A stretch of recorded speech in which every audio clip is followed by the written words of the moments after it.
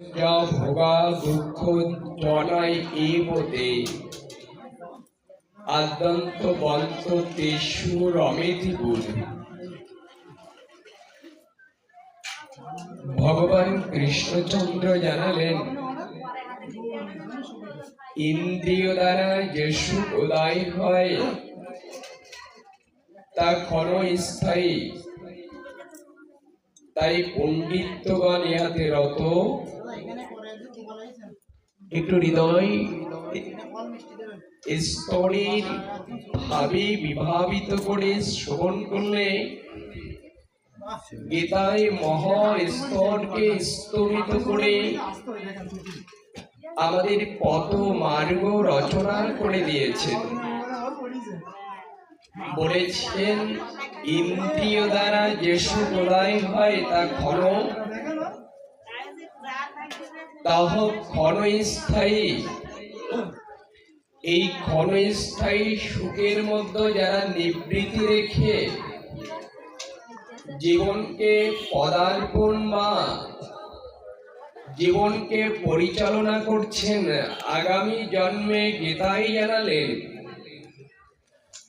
এখানেই ইন্দ্রিয় সুখ, এই সুখ ব্যতীত রেখে যদি কেউ গোপালের চরণ, গোবিন্দের চরণ একবারের মতো আঁকি জলে ফেলে সে চরণ আস্বাদন করতে চাই, তবে সেই পারমার্থিক জগতের স্তরকে তত্ত্ব করে দিলেন। দেখুন সে স্তরটি আমরা গীতার কথাটি একটু উদাহরণের শ্রবণে হৃদয় নিয়ে প্রচেষ্টা করছি। সেটি হলো, কোন দুয়ারে ঘর বা কক্ষে স্বামী স্ত্রী দুজন প্রবেশ করেছে, নিদ্রায়, নিশীতে নিদ্রায় নিদ্রিত হবে। তো নিদ্রিত হওয়ার সময় চৌকাঠ পার হলেই তিনি দেখতে পেল ঘরের মধ্যে, দুয়ারের মধ্যে, কক্ষের মধ্যে যে বড় একটি যে পদ্মগৌর কালসাপ তিনি ফনা ধরে দাঁড়িয়ে আছে। ঘরে ঢুকতে না ঢুকতেই নিজের আখিতে দেখলো, নিজের চোখে দৃষ্টি নিক্ষেপ করে দেখলো দুটি পদ্মগৌর সাপ দুয়ারের মধ্যে ফনা ধরে দাঁড়িয়ে আছে। এরপরে উনি আতঙ্কে ওই ঘরের বাইরে চলে এলো। এরপরে বাইরেও সাপকে খুঁজে বের করা গেল না, এবং ভিতরেও খুঁজে সাপকে পাওয়া গেল এবং দর্শন করা হলো না।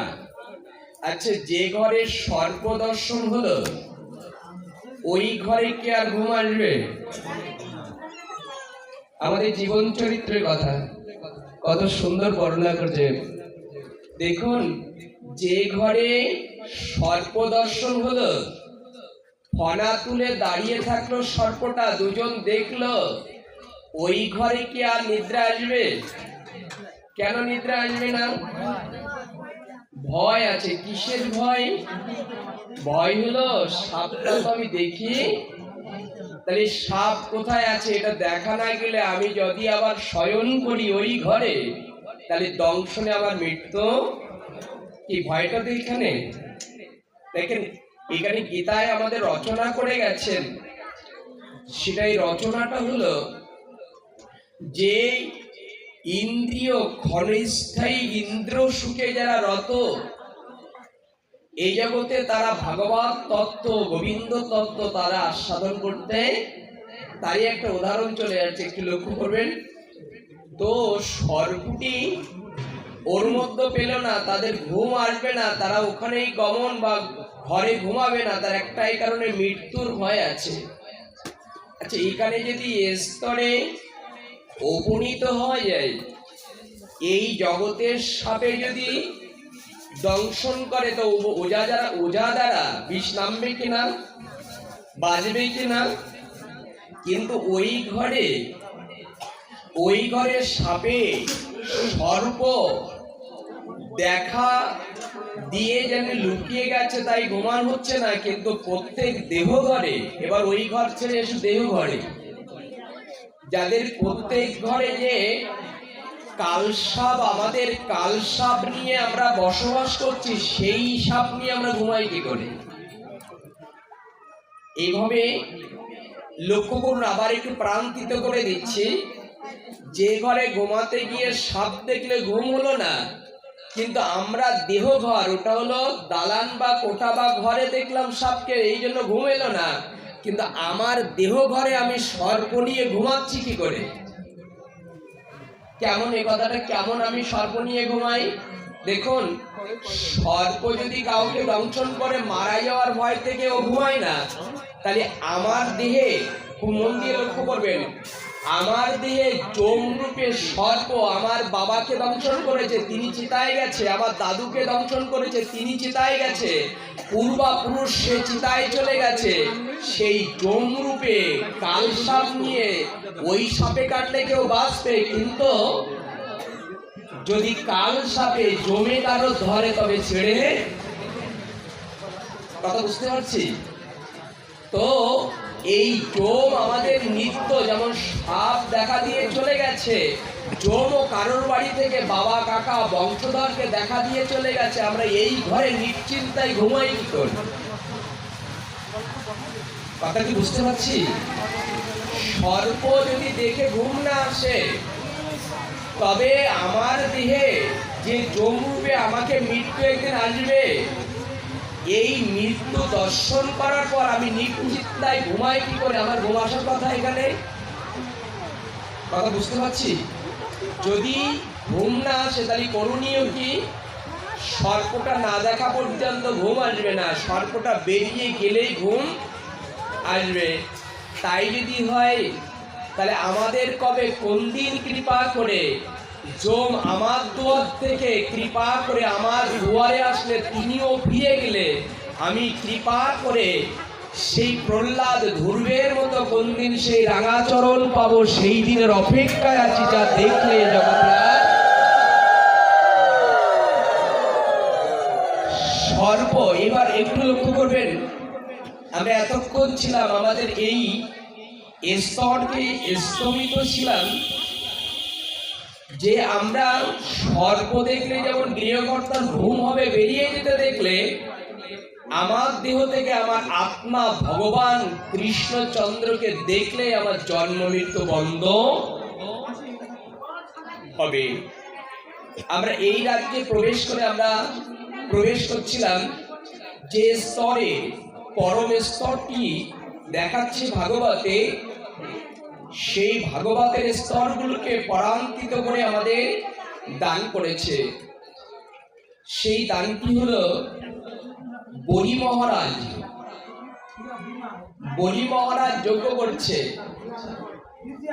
ছোট্ট ছোট্ট কথাগুলি একটু হৃদয়ে নেবেন, যেহেতু আজকে গোপালের বনভোজন হচ্ছে। তো বলি মহারাজ যজ্ঞ করছে, দান যজ্ঞ। এই দান যজ্ঞের মাঝে বলি মহারাজের গুরুদেব হলো শুক্লাচার্য।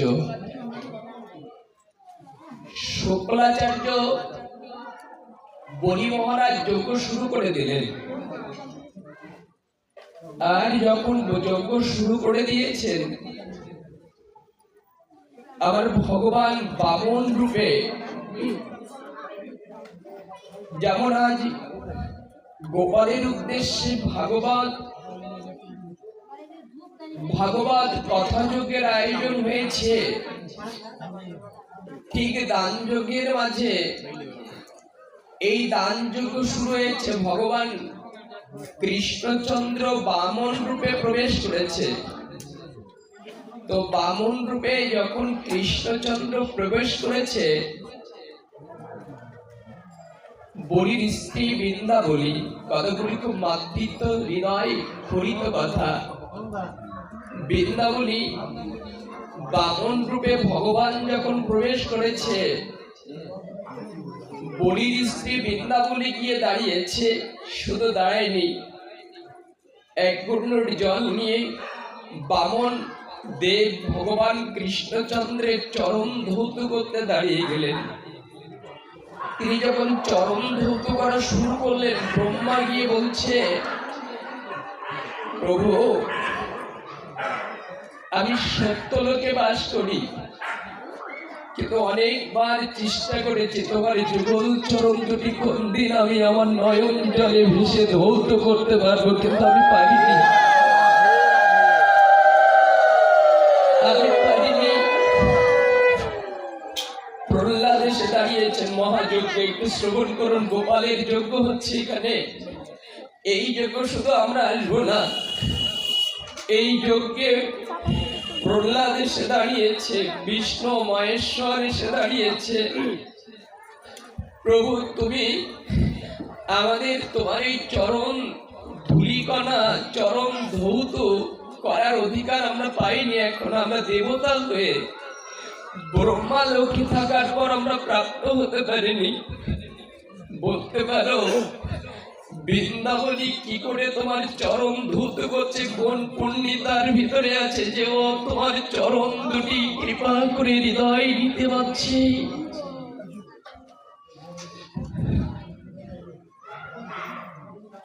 ভগবান বামন দেব উত্তর দিলেন, ব্রহ্মা আজ বৃন্দাবনী দেখছ যে আমার চরণ ধুতে আসছে, অসুরের পত্নী, অসুরের ঘরে জন্মগ্রহণ করেছে, কিন্তু এর বিগত জন্মগুলো যেখানে ওর জন্ম হয়েছিল, ওর দুয়ারে যখন ভক্ত যেত, ও ভক্ত দুয়ারে আসলে আত্মীয় যেভাবে সেবা করত, তার চাইতে অনেক গুণে কৃষ্ণ ভক্তের চরণ ধুয়ে নিতেন তিনি। কৃষ্ণ ভক্তের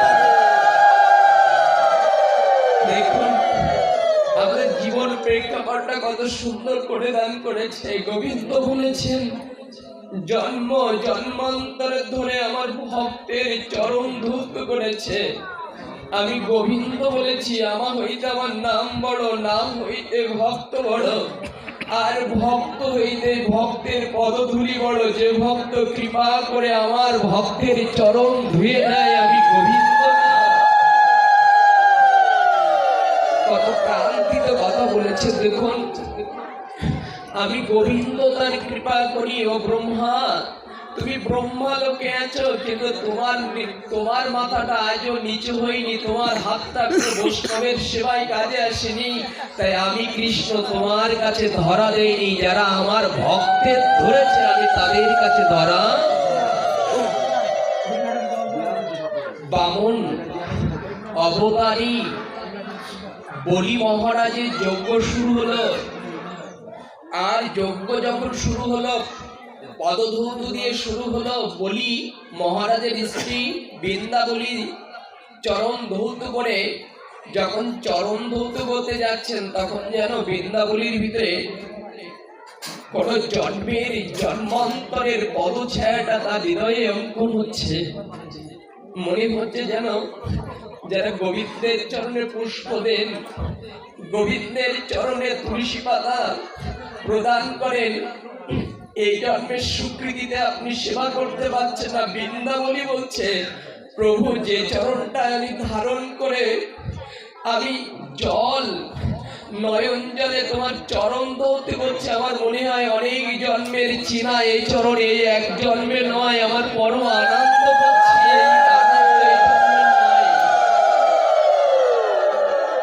বলি মহারাজ, আমি সংক্ষেপে বলার চেষ্টা করছি, বলি মহারাজ দান করলেন, আর গোবিন্দ ভিখারি হলেন। গোবিন্দ কি হলেন এখানে?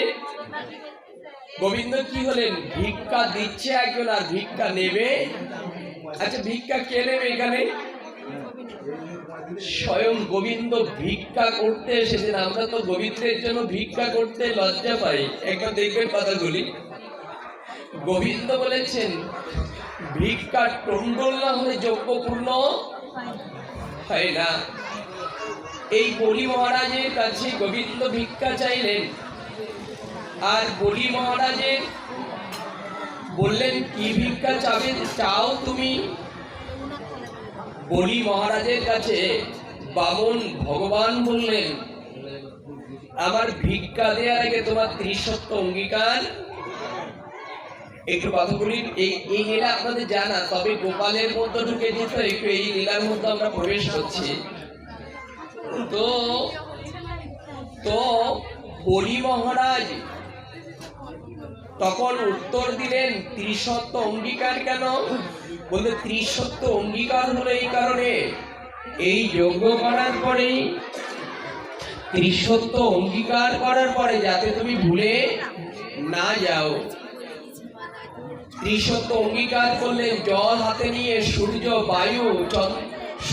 বায়ু দেবতাকে অন্য দেবতাকে সাক্ষী রেখে বলি মহারাজ প্রতিজ্ঞা করলেন, আমি দান দিতে প্রস্তুত আছি, যা চাইবে সেই দান দেব। একটু লক্ষ্য করবে যজ্ঞের মাধ্যম কত সুন্দর বর্ণনা করেছে। যা চাইবে সেই বর দেব, সেই ভিক্ষা দেব, বলো তুমি কি চাও? শুক্লাচার্য বললেন, খুব প্রান্তিত কথাগুলি হৃদয়ে নেবেন। শুক্লাচার্য ধ্যানে গিয়ে দেখলেন বামন অবতার ভেটে যিনি আসছে তিনি কি এ জগতের মানুষ না, তিনি পারমার্থিক জগতের একজন বলি রাজার গুরুদেব। শুক্লাচার্য ধ্যান করে দেখলেন যিনি এই জগতের মানুষ নয়, স্বয়ং ভগবান। তিনি ধ্যান করে বৈকুণ্ঠে প্রবেশ করে দেখেন ভগবান বৈকুণ্ঠে নাই। স্বর্গে ধ্যান করে দেখে স্বর্গে ভগবান নাই। সমস্ত পৃথিবীর নিখিল ব্রহ্মাণ্ডের ধ্যানের মাধ্যমে তিনি তল্লাশি করে দেখলেন যে কোথাও ভগবান নাই। তিনি ধ্যান করে দেখে বলি মহারাজের চরণে সেই ভগবান এসেছে বলি মহারাজের পরীক্ষা করতে। এগুলো কত পারাঙ্কিত কথা। তো যখন এসেছে তখন বলি মহারাজকে তার গুরুদেব শুক্লাচার্য আজ্ঞা দিলেন, বলি আমি তোমার গুরুদেব, তুমি শিষ্য, আমার কথা তুমি শোনো, যে দান করতে দান তোমার কাছে চাইতে এসেছে, একে তুমি দান করো। আচ্ছা, গুরু আজ্ঞাকে অলঙ্ঘন করা যাবে? গুরু আজ্ঞাকে অলঙ্ঘন করা যাবে, কিন্তু গুরুদেবকে অলঙ্ঘন করা। দেখেন কতগুলো অনেক গভীরের ভিতরে প্রবেশ করছে। গুরুদেব বললেন দান করো না, বলিরা মহারাজ বললেন গুরুদেব দান করব না কেন? বলছে এমন একজন তোমার কাছে দান চাইতে এসেছে, তুমি যদি এনাকে ত্রিসত্য অঙ্গীকার করে দান আবদ্ধ থাকো, তোমার রাজত্ব কেড়ে নেবে, তোমার সম্পত্তি কেড়ে নেবে, তোমার ভিখারি করে নেবে, তুমি দান দিতে চেয়েও। বলি মহারাজ জানালেন, গুরুদেব যদি আজ নিঃস্ব করার পরে নিখিল ব্রহ্মাণ্ডের ভগবান যদি আমার সম্মুখে আসে, শুধু আমার রাজ্য কেন আমার দেহটাও যদি নিয়ে নেয়, আমার পরিবারকে নিয়ে নেয়, তাহলে আমি তোমার কথা রাখতে পারবো না, আমি গোবিন্দের ভগবানের কথা রাখতে চলেছি। আরো দেখায় আপনাদের কিছু তত্ত্বের কথাগুলি চলে আসছে, একটু লক্ষ্য করবেন। গুরুকে এখানেই লক্ষ্য করেছে, গুরু আজ্ঞা তখন অমান্য করা যায়, গুরুদেব যদি অনাচারী হয়, গুরুদেব যদি অধর্মের পথে ধারণ করায়, ওই গুরুকে ত্যাগ করে সৎ পাত্রের দিকে এগিয়ে যাওয়ার শিষ্যের শ্রেয় লক্ষণ। এটা আমাদের বলি মহারাজের জীবন চরিত্রে দেখাচ্ছে। এবং এরপরে মাকে ত্যাগ করা যায়? মাকে কি ত্যাগ করা যায়? একটু উত্তর দিন, মায়েরা বেশি, মাকে কি ত্যাগ করা যায়? কিন্তু ওই মাকে ত্যাগ করা দরকার। উত্তরটা নিয়ে নিন। সেই মা কোন মা দেখে নিন।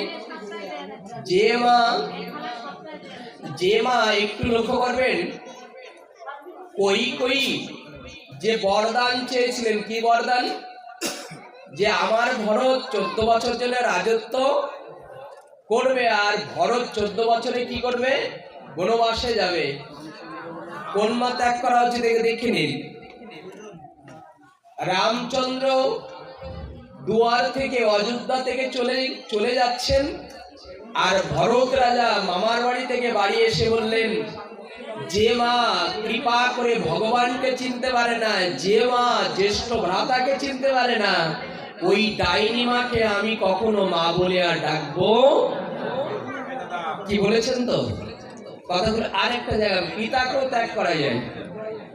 কোথায় কোথায় জায়গাটা একটু দেখে নিন। পিতাকেও ত্যাগ করা যায় কোথায়? প্রহ্লাদ তার বাবা হিরণ্যকশিপু বলছে, প্রহ্লাদ তুমি কৃষ্ণ নাম ছেড়ে দাও, আমি বাবা বলছি, না হলে জ্বলন্ত চিতায় তোমাকে পুড়ে উঠতে হবে। প্রহ্লাদ বলেছিল, বাবা তোমার মতো বাবা 84 লক্ষ জুড়িতে ভ্রমণ করতে করতে সেখানে দাঁড়িয়েছি, আমি তোমায় ত্যাগ করতে পারি, কিন্তু আমি মহামন্ত্র ত্যাগ নাম আমি ত্যাগ করতে পারবো না। ওই নাম আমার জীবনের ছিল। সেদিন প্রহ্লাদ বাবাকেও ত্যাগ করেছিল, জ্যেষ্ঠ ভ্রাতাকে ত্যাগ করা যায়। দেখুন বিভীষণ আর রাবণ। রাবণ কি বিভীষণের বড় ভাই তো। এই বিভীষণের বড় ভাই রাবণ, বিভীষণ যেদিন বললেন, দাদা যে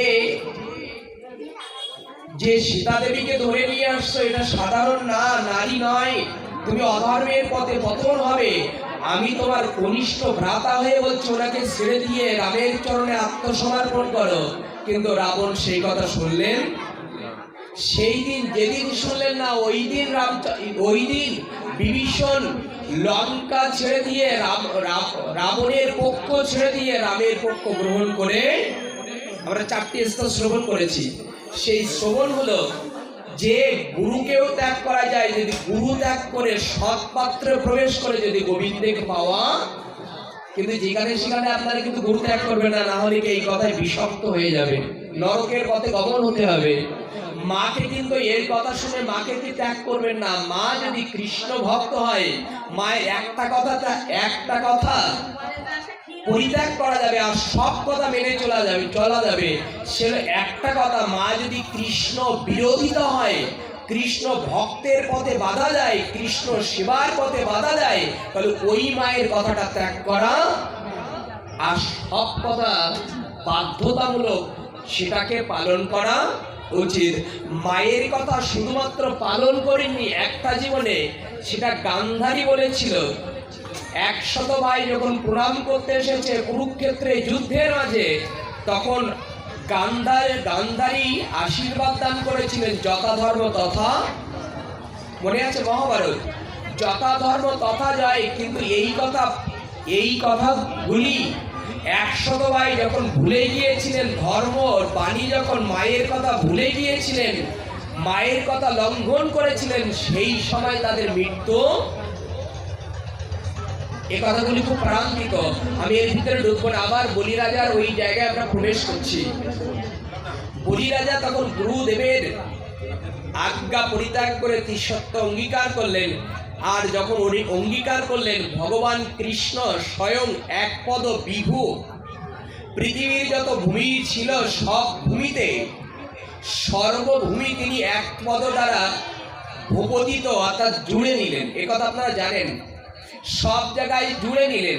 আর এক পদ দিয়ে ভূ ভব স্বর্গ জন মহ তপ সত্য ব্রহ্মলোক পাঠিয়ে দিলেন। এক পদ বলল, এক পদ পৃথিবীতে জুড়ে নিলেন, এক পদ ব্রহ্মলোক বৈকুণ্ঠে পাঠিয়ে দিলেন, আর এক পদ এবার বলির মহারাজকে জানাচ্ছে তুমি ত্রিসত্য অঙ্গীকার করেছো, আর একটা পা কোথায় রাখবো জানিয়ে। আপনারা জানেন এই তত্ত্ব, তবে কেন নিয়ে এলাম তার অর্থগুলো শুনুন এবার। তিনি আর কোনো পথ পাচ্ছে না। প্রহ্লাদ দাঁড়িয়ে আছে, ব্রহ্মা দাঁড়িয়ে আছে, দেবতাগণ দাঁড়িয়ে আছে। তখন তিনি প্রশ্ন করেছেন, প্রহ্লাদ দাঁড়িয়ে আছেন, যখন বলি মহারাজ দাঁড়িয়ে আছেন, বামনদের প্রশ্ন করেছেন, প্রহ্লাদ এবার বলো আর এক পা কোথায় রাখবো? তুমি দান করতে বসেছো, দান যজ্ঞ, এই যজ্ঞের মধ্যে আর এক পদ কোথায় রাখবো? তখন বলেছে তিনি আর কোনো পথ পাচ্ছেন না।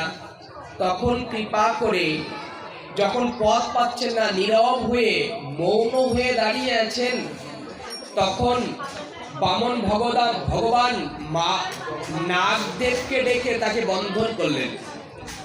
নাক বানে বন্ধন করে ফেললেন।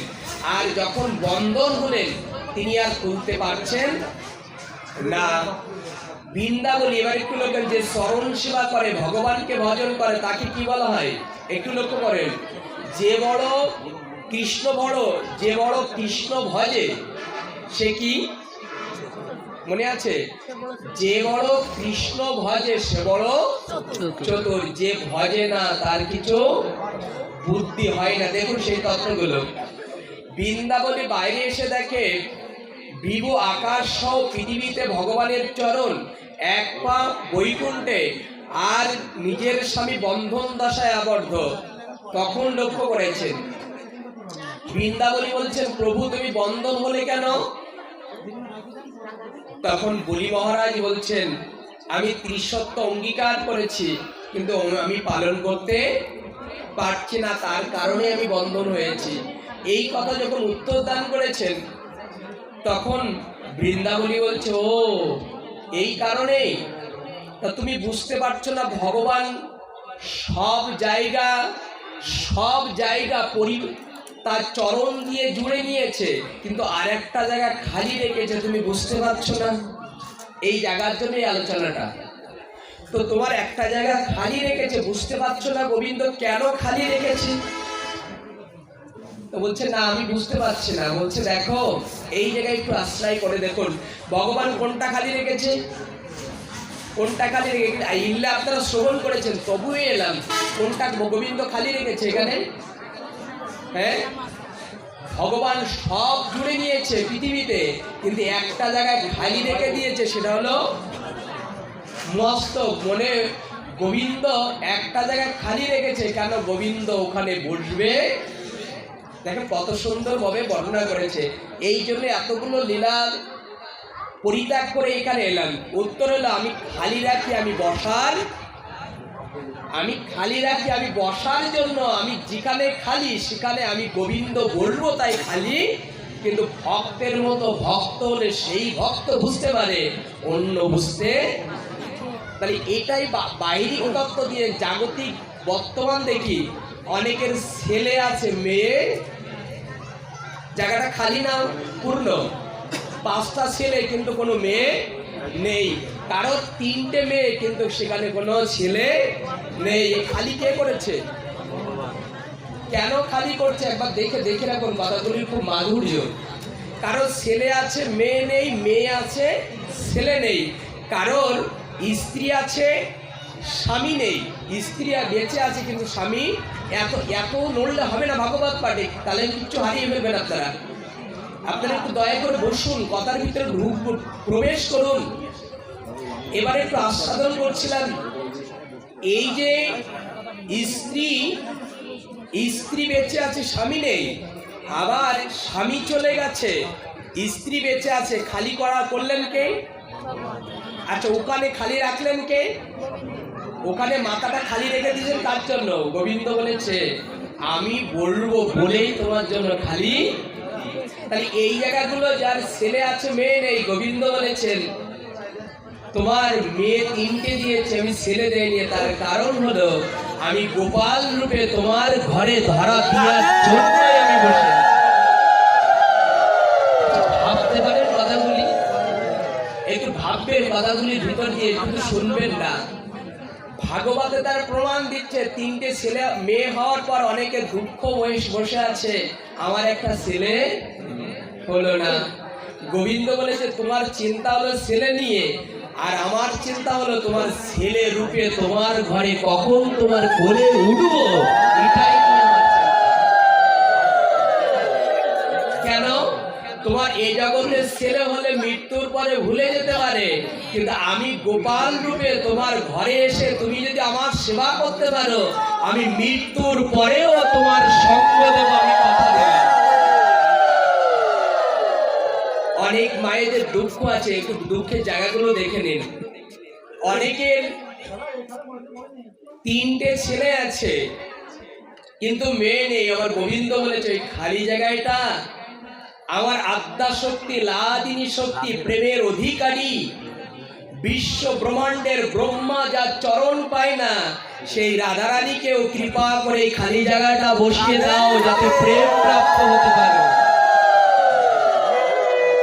আচ্ছা, বসালে কি হবে? কথাগুলো লক্ষ্য করবেন, কত প্রান্তিত কথা। তখন বলেছে ওই খালি জায়গাটা যদি পূর্ণ করতে পারো, আর পূর্ণেই যদি সেবা করতে পারো, আমি কথা দিলাম রাধিকাকে যদি তোমার যাদের ছেলে আছে মেয়ে নেই, রাধারানী যদি তোমার ঘরের মেয়ে হয়ে থাকে, তাহলে অনায়াসে ব্রহ্মা যা পায়নি, বিষ্ণু যা পায়নি, ব্রহ্মা তপস্বীরা যা পায়নি, তুমি রাধিকার স্বরূপ যদি তোমার মেয়েকে গণ্য করে সেবা করতে পারো, অনায়াসে তুমি প্রাণ প্রাপ্ত হবে যাতে গোবিন্দ তোমার কাছে ধরা দেয়।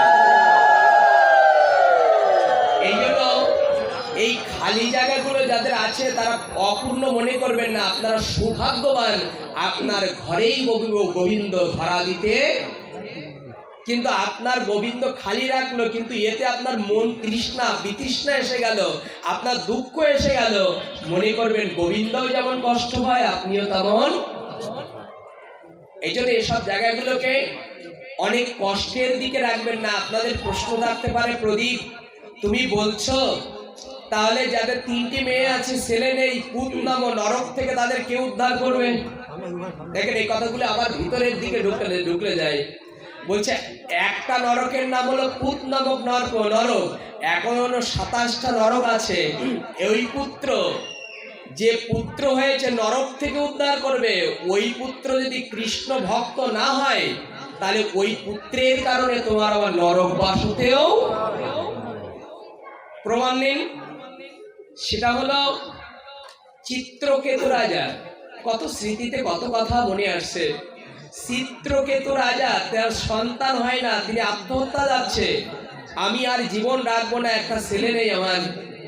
যখন ওই জায়গায় ব্রাহ্মণী রূপ নিয়ে, ঋষি রূপ নিয়ে ভগবান বললেন, চিত্রকেতু রাজা তুমি মৃত্যুবরণ করতে যাচ্ছ কেন? বলছে ভগবান আমার কোনো সন্তানাদি দেইনি, আমি দেহ রাখবো না।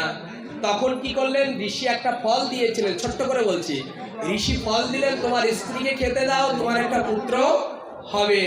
ওই বাড়ি এসে বৃদ্ধ স্ত্রী তখন বলছে আমি গর্ভবতী হব না। ওই ফলটা গরুর গয়েলে দিলেন, আর তার বোনের একটা সন্তান নিয়ে তিনি মানুষ করলেন। এরপরে কি ঘটেছিল জানেন? সন্তান এসেছিল, ওই সন্তানের হাতে তার দিন অন্তে অনেক লাঠি ঝাঁটা আর আঘাত পেতে হয়েছিল। লাস্টে এই রাজা বলেছিল, গোবিন্দ বড় ভুল করেছে, আর সন্তান চেয়ে সন্তানের বিনিময়ে যদি আমি তোমাকে চাইতাম, তাহলে আমার জীবনে এই রূপ হতো। ভাগবত তার প্রমাণ দিয়ে গেছেন। দেখাই জায়গাগুলো। এর পরের জায়গাটা দেখাচ্ছে, এই খালি জায়গাগুলো ভগবান বসতে চায়। অনুরূপ করে বলবো, এই সিংহাসনে গোবিন্দকে বসান। এই গোবিন্দকে যদি বসাতে পারেন, জীবনকে পরিবর্তন করতে পারবেন। আচ্ছা, গোবিন্দ কোন জায়গায় বসে? এবার আমরা একটু আলোচনা করব আধ্যাত্মিক তত্ত্ব বিজ্ঞান যুক্ত, সেই জায়গায় একটু আস্বাদন করুন। এবার এতক্ষণ ছিলাম যাদের এই স্তরে দাঁড়িয়ে আছেন, তখন বলি মহারাজের যজ্ঞটা পূর্ণের দিকে প্রবেশ করি। তখন কৃপা করে বৃন্দাবনী বললেন, প্রভু তুমি বুঝতে পারছো না, তোমার খালি জায়গাটা গোবিন্দকে দিয়ে দাও। বলছে কি আমার খালি জায়গা? গোবিন্দ তোমায় কি চাই দেখেছ? দেবতাগণ দেখছে তার পত্নীর দিকে, যে কি বলছে উনি। বৃন্দাবনী বলছে সব জায়গা দখল করে নিয়েছে, কিন্তু গোবিন্দ এখনো তোমার মস্তকটা খালি। তোমার মস্তকটা, তোমার মাথাটা, যে মাথা দিয়ে গোবিন্দের চিন্তা করা যায়, ওই মাথাটা এখনো খালি রেখেছে। গোবিন্দের বলো, গোবিন্দ আমার সৌভাগ্য, ঋষি যে চরণ পায় না, ধেনি যে চরণ পায় না, এবং যিনি পূজারি পায় না, আমার কৃপা করে তোমার ত্রিচরণটা আমার মস্তকে তুলে দাও, যাতে আমি বলি মহারাজ হতে পারি। বলি মহারাজ যখন চরণ দিয়েছেন, বলি মহারাজ যখন চরণ চাচ্ছেন, আর বামনদেব কৃপা করে চরণ তুলে দিয়েছেন, তখন কৃপা করে আকাশ থেকে উলুর ধ্বনি, শঙ্কর ধ্বনি, পুষ্প বৃষ্টি হওয়া শুরু করলো। জগতের মানুষ দেখলো যে খালি স্থান এভাবে পূর্ণ হয়। আমরা এদিকে যাব না। এই জায়গায় আমাদের গোপাল যারা সেবা করে, ওই মায়ের হয়তো কোনো সন্তান নেই, বেশি অংশ লক্ষ্য করবেন। অনেকে দুই সন্তান আছে তবেও গোপাল আর একজন সদস্য করে নেন। একটা গোপাল সেবা যে একটা অভিনব জায়গাটা দেখায়। অনেকের কারো সন্তান নেই, তিনি গোপাল গোবিন্দকে গোপাল মনে করেন। আর কারো সন্তাতি নেই, তা তিনিও মনে করেন। কারো সন্তাতি আছে, তিনিও গোপালকে ছেলে মনে করেন। আমার গোবিন্দ বলেছেন, যার নেই সেখানে পূর্ণ শূন্যস্থানে আমাকে রেখেছ, কিন্তু পূর্ণ যাদের ছেলেও আছে মেয়েও আছে, তার গৃহে আর একটা যদি সন্তান হতো তাহলে তাকে সেবা দিতে হতো না, কিছু দিতে হতো না মা? তাই যদি হয় তাহলে গোবিন্দ গোপাল বলছে, তোমার দুই কুল আমি পূর্ণ করেছি, মধ্যেখানে তোমার বাড়ির একজন আমার সদস্য করে নাও, তারও যা দাও আমার সেটা। দেখো, পূর্ণ জায়গা না, তিন কুল পরিপূর্ণ করেছে। যাদের পূর্ণ আছে পরিপূর্ণ করে আমি গোপাল আমার ঘরে রেখে তোমার আর একজন সন্তান মনে করে সেবা করলে, তুমি যেদিন প্রলয় জ্যেষ্ঠকে ভুগবে, তোমার ওই সন্তান না দেখলেও আমি গোবিন্দ তোমার ফিরে দেব না, যদি একজন সদস্য করে আমার সেবা করতে পারে। আমরা এখানে ঢুকবো না, সেই গোবিন্দ কোথায় সেবা দিতে হয় সেটাই দেখবো এবার। আচ্ছা, এই সেবা যে একটু কঠিন আলোচনায় প্রবেশ করছে, একটু স্থায়ী মানে স্থির হবেন, ধ্যানাস্থিত হবেন। সেটা হলো যে গোবিন্দকে কোথায় রাখায়? মন্দিরে তো। একটু বলুন, মন্দিরে তো? এবার একটু লক্ষ্য করেন। আচ্ছা, মন্দিরে গোবিন্দ মন্দির একটা, এই লোকনাথ এই মন্দির প্রতিষ্ঠা হলো, ওপরে রাধাকৃষ্ণ বিগ্রহ রূপে সেবিত হচ্ছে রাধা মাধব। আচ্ছা, এই মন্দির প্রতিষ্ঠা করে যদি ভগবানের বিগ্রহ না থাকে তাহলে মন্দির বলা যাবে ওটা? একটু উত্তর দিন, মন্দির বলা যাবে? যাবে না। তাহলে যদি এই মন্দিরে কোনো বিগ্রহ প্রতিষ্ঠা হয় তারপর মন্দির বলা যাবে তো? আচ্ছা, তাই যদি মন্দির বলা যায়, এই মন্দিরে মাছ মাংস নিয়ে যাওয়া যাবে? যাওয়া যাবে কি? আচ্ছা, এই মন্দিরে মাছ নিয়ে যাওয়া, মাংস নিয়ে যাওয়া যাবে? বিড়ি সিগারেট জ্বালানো যাবে? আচ্ছা, যদি মাছ আর মাংস নিয়ে বিড়ি সিগারেট দিয়ে যদি মন্দিরে যায় কি হবে? একটু উচ্চারণ করুন, কি হবে? পাপ হবে তো? এটা আপনারা জানেন তো? আচ্ছা, যদি পাপ হয়, এই মন্দিরে মাছ মাংস সিগারেট জ্বালিয়ে গেলে যদি পাপ হয়, তাহলে এটা আমরা একটু বিশ্লেষণ করব, যুক্ত হব। সেই জায়গা হলো, এই মন্দিরে গোবিন্দ আছে, এটা মন্দির কিনা? আচ্ছা, একটা মন্দির গোবিন্দ করেছে আর একটা মন্দির আপনি করেছেন, কোন মন্দিরটা শ্রেষ্ঠ করবেন? কোন মন্দির শ্রেষ্ঠ? দেহ। একটু তন্ময় হয়ে শুনতে হবে মা, একটু লক্ষ্য করবেন। তাহলে গোবিন্দ যেটা করেছেন এটা যদি শ্রেষ্ঠ হয়, আর আমি যেটা করেছি এটা দ্বিতীয় হলো, কোন মন্দিরে শ্রেষ্ঠ করে আমাদের দেখা উচিত? দেহ মন্দির। আচ্ছা, দেহ মন্দির যদি শ্রেষ্ঠ করা হয়, ওই মন্দিরে যদি মাছ নিয়ে গেলে অপরাধ হয়, মাংস নিয়ে গিয়ে অপরাধ হয়। এতক্ষণ কি বলেছেন? মাছ নিয়ে ওখানে গেলে অপরাধ হবে, শুধু অপরাধ না, পাপ হবে। অনেক মায়েরা বুঝতে পারছেন প্রদীপ যাচ্ছে কোথায় এবার, অনেকে বুঝতে পারছেন এবার কোন জায়গায় নিয়ে যাচ্ছে আমাদের। আচ্ছা, ওখানে যদি কৃষ্ণ থাকে ওই মন্দিরে, তাহলে এই দেহ মন্দিরে কে থাকে? এই মন্দিরে কে থাকে? ওমা, একটু পরিবর্তনের জন্য নিয়ে আসছে, একটু আলোচনা শ্রবণ করুন। যদি এই মন্দিরে গোবিন্দ না থাকে, আচ্ছা বলবেন প্রদীপ এ দেহের মধ্যে ভগবান থাকে? উত্তর দিয়েছেন সাক্ষাৎ শাস্ত্র, হৃদ্দেশী অর্জুন গীতায় বলছে, হৃদ্দেশী আমি জীবের হৃদয়ে থাকি। এটা বৈষ্ণব ধর্মে আমাদের চৈতন্য চরিতামৃতে বলছেন, ভক্তের হৃদয়ে সদা গোবিন্দ। আচ্ছা, যদি গোবিন্দ বিশ্রাম হয়ে থাকে, ভগবান যদি এখানে থাকেন, তাহলে এই দেহটা মন্দির কিনা? মন্দির তো। যদি মন্দির হয়, ওই মন্দিরে মাছ মাংস নিয়ে গেলে অপরাধ হবে, আপনারা বলেছেন পাপ হবে। তাহলে এবার কি হবে? এবার কি হবে একটু লক্ষ্য করেন। কেন আমাদের ভজনে মন বসছে না?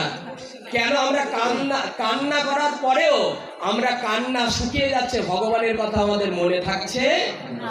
আমরা এখানেই প্রবেশ করছি। তার কারণ হলো, উত্তপ কড়াইতে যদি জল দেই কতক্ষণ থাকবে? জ্বলন্ত কড়াই, তারপরে একটু জল দিলাম, কতক্ষণ থাকবে?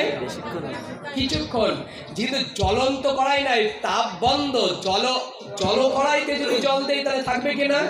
বলছে এই পাত্রটা যতদিন আমরা পরিষ্কার স্বচ্ছ নির্মল না করতে পারবো ততদিন ভগবত রস দাঁড়াবে না। ততদিন পর্যন্ত এই ভগবত রস দেখুন তত্ত্বটা শ্রবণ করুন।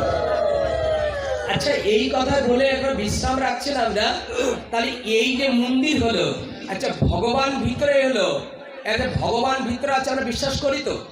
একটু উত্তর দিন, বিশ্বাস করি কিনা? আচ্ছা বিশ্বাস যদি করি, সেই ভগবান কৃষ্ণচন্দ্র কি খায়? উত্তর দিন, কি খায়? ভগবান যা খায় এটা তো আমরা দেবো, সেই মন্দিরে দেই কিনা? যদি ভগবান যদি মন্দিরে, ভগবান কি কোথাও শাস্ত্রে লেখা আছে মাছ মাংস ভগবান খায়? দেখা হতে পারবেন?